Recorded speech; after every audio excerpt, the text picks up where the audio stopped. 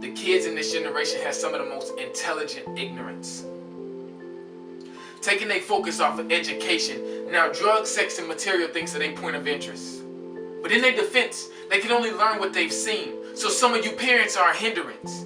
Instead of being an adult, you consider your child your best friend, and they don't understand that difference. The only difference they know is that you've been doing it longer, so you've got more experience. So it's okay if their best friend encourages them to act belligerent.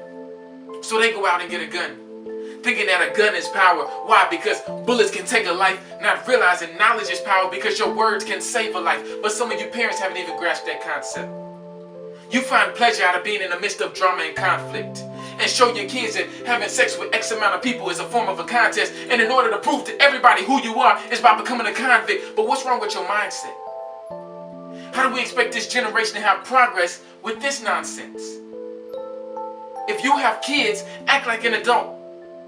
Your child can't be your best friend and you expect to get results. I'm sick of people saying the man is trying to hold us down, but what do we do when they get up? We haven't stood for anything until the police kills a black kid. Now we all want to stand up, protesting, screaming with signs saying Black Lives Matter, but it's the niggas killing the niggas. Y'all out here killing each other. The only time y'all unite is when you say it's a problem because the police pulled the trigger. When will you realize that what you're doing isn't working?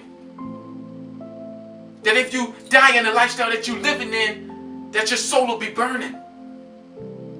I was going to ask the question, when is it going to change? But I know that'll never happen because God said in His Word that we're living in the last days. So my only suggestion to you would be, when your time comes, make sure your soul is saved.